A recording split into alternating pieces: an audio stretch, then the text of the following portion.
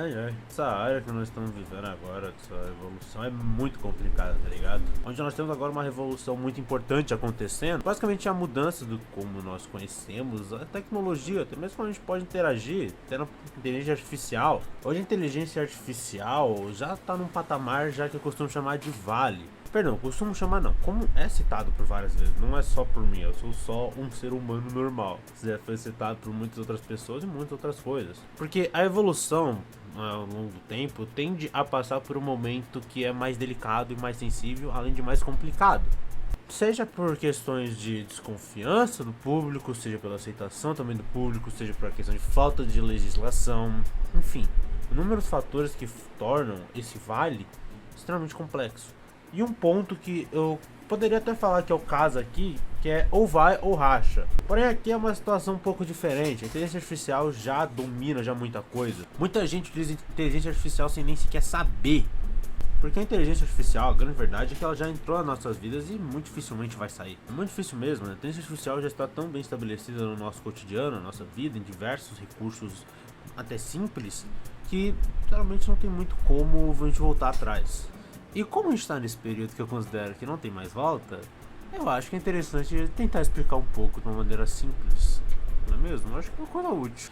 Meu foco aqui é, claro, explicar como funciona a inteligência artificial, em especial pegar e tentar explicar o machine learning de uma maneira bem simples, de uma maneira bem prática, bem fácil de entender. Mas claro, eu também vou passar um pouco pela história que trouxe até aqui, como que até mesmo nós achávamos muito curioso desde muito tempo atrás, nós que eu falo como humanidade, muito curioso o fato de ver uma máquina fazendo uma ação que antes era completamente humana. E também pretendo passar assim pelas grandes polêmicas que vão ter, como por exemplo de roubar nossos empregos, de ser basicamente uma nova revolução industrial que vai dominar basicamente tudo, onde nós não teremos papel nenhum, e de se essa inteligência artificial é capaz de realmente pensar ou não.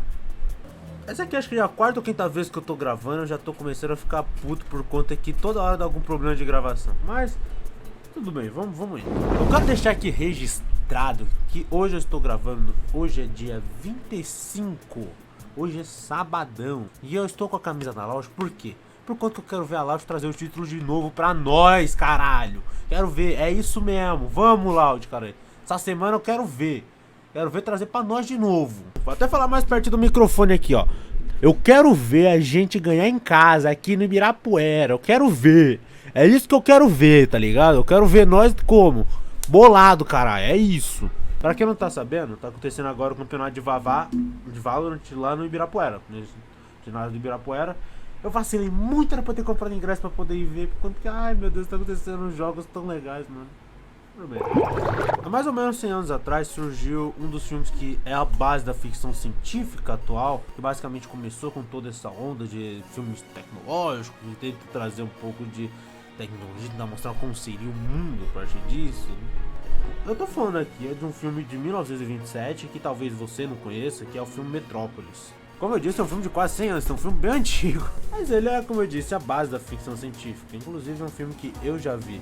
Não pelo caráter da tecnologia, mas sim pelo caráter de um filme de 1927, e era bastante interessante você ver o cenário. Como eu sou design de interiores, é bastante interessante você compreender o que o cenógrafo por trás, o que a pessoa por trás pensou na hora de montar cada cenário. E é muito interessante mesmo. E esse filme, ele trata de umas coisas bem interessantes. Um início do que seria talvez uma inteligência artificial, talvez um dos primeiros retratos do que seria uma inteligência artificial, que é um pouco até assustador, vendo hoje em dia. É até bastante assustador, mas foi o primórdio. Daí surgiram inúmeras outras obras. Podemos falar de Matrix, ou Matrix, Blade Runner, 2001, Odisseia no Espaço, inclusive é um excelente vilão. Também temos, um que eu gosto muito. Caramba, como é que é o nome do filme, cara? Eu assisti esses dias. Interestelar. Esse sim é muito legal, eu gosto. Eu gosto do como foi trabalhado, eu gosto do como foi pensado. O filme em si, inteligência artificial nem tanto, que não é o foco. Mas ao longo desse tempo todo, nós sempre tivemos a curiosidade de ver como seria uma máquina fazendo o nosso trabalho. E diferente dos filmes, diferente de Metrópolis, foi há quase 100 anos, só surgiram ideias de como poderia fazer isso no meio computacional, que poderia realmente pensar, só lá pra 1943, mano. Claro, deve ter surgido alguma outra ideia antes, algum outro pensamento, mas pelo menos nada tão grandioso, nada tão grande. Porque em 1943, um cara que eu nunca sei falar o nome, Warren McCluskey, e também WaterPits. Esses dois criaram o que é basicamente conhecido como uma rede neural. Ah, o que peste é uma rede neural? Você tá me perguntando agora, provavelmente. A rede neural nada mais é do que uma tentativa de copiar o nosso pensamento. É uma das várias tentativas que tivemos ao longo do tempo de tentar pôr o nosso pensamento numa forma mais matemática, por assim dizer. E bom, 1943 é o começo de tudo, até que foram evoluindo, até chegar no que a gente tem hoje, que é o Machine Learning. Que bom, pode não ser o mais eficiente, porém é o mais comum que nós temos. Talvez seja o melhor quando a gente fala viável comercialmente, mas enfim, foi o que mais pegou até agora, o que mais funcionou. E como funciona o Machine Learning, você pode me perguntar, né? Porque é o vídeo agora principal, né? Machine Learning basicamente é um método de pensamento de máquina onde se baseia em 3 pontos primordiais. Primeiro de tudo, a gente tem que falar que se baseia quase completamente no background, que seria basicamente as informações que você dá para a máquina para que ela possa comparar até você conseguir o resultado. O segundo passo é a identificação da máquina, onde ela vai comparando para ver quais são as semelhanças das imagens que você colocou e com isso conseguir interpretar uma terceira imagem para dar a resposta que você quer. Em terceiro lugar, obviamente, a resposta. Vamos exemplificar da seguinte maneira. Nós estamos aqui simplesmente querendo fazer uma inteligência artificial que seja capaz de identificar uma foto de um cachorrinho, de um dog. Para isso nós temos que dar dezenas, centenas, uma cacetada de imagens para essa inteligência artificial para que ela, navegando pela internet, possa comparar as imagens que ela tem de referência para que ela possa dizer se aquela imagem que ela achou na internet é um cachorro ou não. Ficou um pouco confuso? Vou explicar um pouco mais devagar. Primeiro passo que a gente tem que fazer nessa inteligência artificial, primeiro de tudo, a gente dá imagens para essa inteligência artificial para que ela possa ter o que comparar na hora de pesquisar sobre imagens de cachorro. Nós damos um monte de imagens, o máximo possível, o contexto fica mais preciso possível, para que ela possa comparar cada imagem que ela tem no seu background, que tem no seu armazenamento, para saber se a imagem que ela está vendo ou então que ela está procurando na internet realmente condiz com o que seria a característica de um cachorro. Em seguida, ela dá uma resposta percentual de se é um cachorro ou não. Como ficou? Deixa eu fazer. Trazendo uma outra maneira, eu vou trazer agora como nós pensamos, por assim dizer, como que a gente faz para identificar se é um cachorro ou um papagaio. Mas primeiro de tudo vamos buscar na nossa memória o que é um cachorro, pegando características. A gente vai buscar na nossa memória o que é um cachorro, buscando talvez imagens que a gente viu, coisas que a gente ouviu, ou então vídeos, enfim, qualquer coisa. E vamos comparando para poder ver se é um cachorro ou não. A gente começa a analisar o seguinte: ah, um cachorro tem uma orelha assim, tem um focinho assim, tem um pelo assim, ele tem uma língua assim, ele late assim. Com isso, quando a gente se depara com um cachorro, a gente sabe plenamente que é um cachorro. A lógica é exatamente essa. Porém, a gente tem uma diferença muito importante do Machine Learning, que é o seguinte: a gente tem uma intuição. Isso é um pouco complicado de falar por conta que é um pouco delicado. Pense como o seguinte: a gente está andando e vê o que se parece muito com um cachorro, se assemelha muito com um cachorro, só que a gente percebe que tem alguma coisa errada. A gente sabe por algum motivo que tem algo errado ali. Pense como quando a gente está basicamente olhando para um gato fantasiado de cachorro, uma inteligência artificial iria dizer que sim, é um cachorro. Porém a gente iria olhar e falar: mano, tem alguma coisa estranha, tem alguma coisa que não tá certa, tem alguma coisa errada. Porque a gente conhece, e a intuição muitas vezes, como foi dito até por Sherlock Holmes em um dos livros, nada mais é do que quando passa uma informação muito rápido e você sabe a resposta, porém você não consegue explicar de maneira racional. Normalmente eu tendo a crer que é isso, e nesse caso a gente consegue identificar que tem alguma coisa ali que não tá certo. Sabe quando tem alguma coisa errada e você percebe? Todo mundo já passou por isso, todo mundo já simplesmente alguma vez olhou por uma situação e falou: tem alguma coisa errada aqui. Você muitas vezes não sabe o que é, você não sabe por que você acha isso, mas você percebe que tem alguma coisa fora do lugar, tem alguma coisa errada. E esse é o tipo de coisa que uma máquina, que o Machine Learning não é capaz de entender, não é capaz de diferenciar. Porque uma inteligência artificial fica refém de tudo aquilo que ela aprendeu, de tudo aquilo que está no banco de dados. Só que tudo que está no banco de dados dela não é tudo que existe no planeta. Eu vou trocar aqui agora o exemplo de uma inteligência artificial que procura imagens de cachorros para uma inteligência artificial que a gente está querendo treinar para conseguir entender que quando eu jogar a bola pro alto, ela vai cair. E para isso a gente pega um monte de vídeo que faz exatamente esse movimento, onde você pega a bola, joga pro alto e ela cai. Ela vai conseguir entender que sempre que você jogar a bola pro alto, ela vai cair. Ela não vai compreender a lei da gravidade. E quando você mostrar um avião para ela, ela vai simplesmente bugar completamente. Por conta que pra ela, tudo que você vai jogar pra cima vai cair. E foi isso que ela aprendeu ao longo dessa repetição de vídeos. Compreendeu essa nuance que é um pouco diferente? A inteligência artificial, ela aprendeu na repetição de algo que ela recebeu, que simplesmente tudo que for pro alto vai cair. Só que ela não entende o porquê que cai.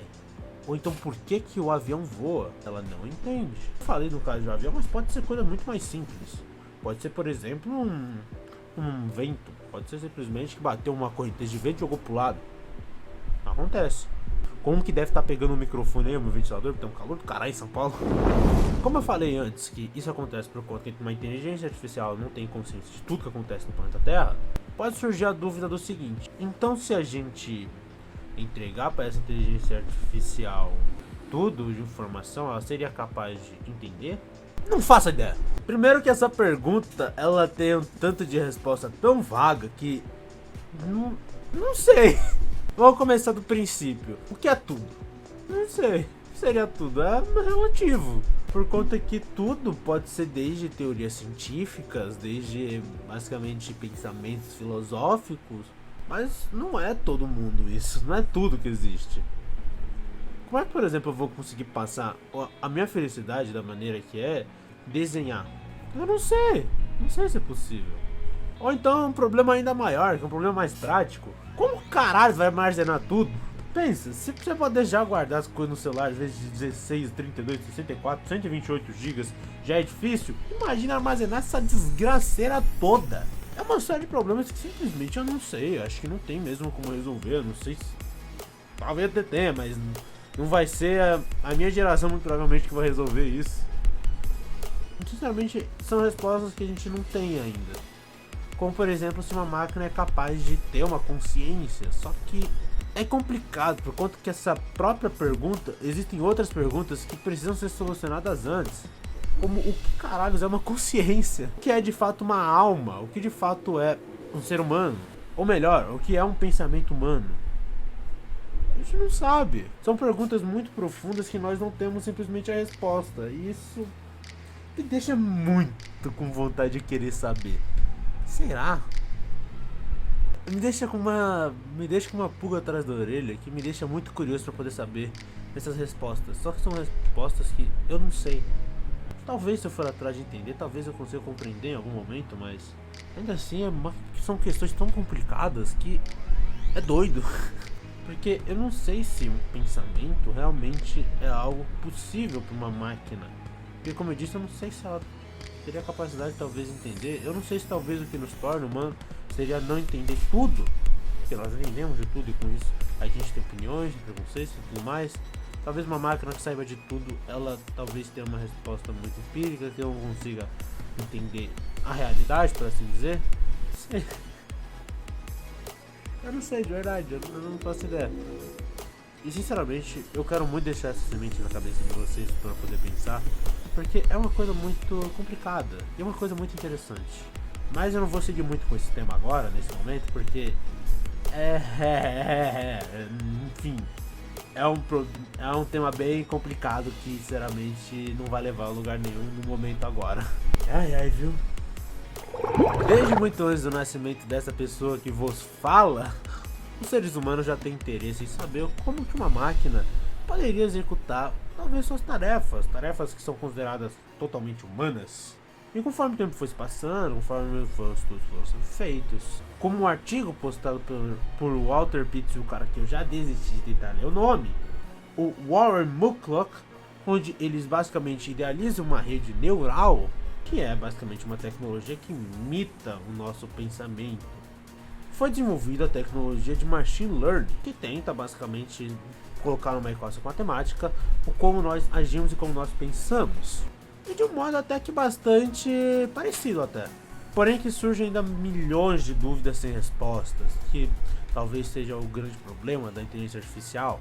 E são basicamente contas algorítmicas extremamente complexas, não um pensamento e não uma pessoa ali por trás, não tem um humano, por assim dizer. Sempre vai parecer que tá faltando alguma coisa, sempre vai parecer que tá faltando ali um pouco de visão, um pouco de intuição.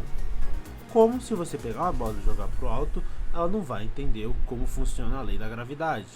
Só vai entender que quando você jogar a bola pro alto, vai cair. Muito obrigado por ter assistido até aqui, espero que vocês tenham gostado. Ao longo desse mês nós vamos ter vários vídeos falando sobre inteligência artificial, um pouco sobre como pode influenciar em alguns aspectos.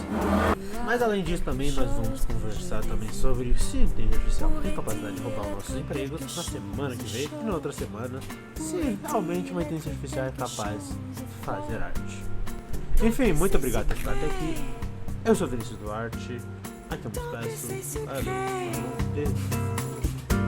Je l'aime et je suis heureuse. Je l'aime et je suis heureuse.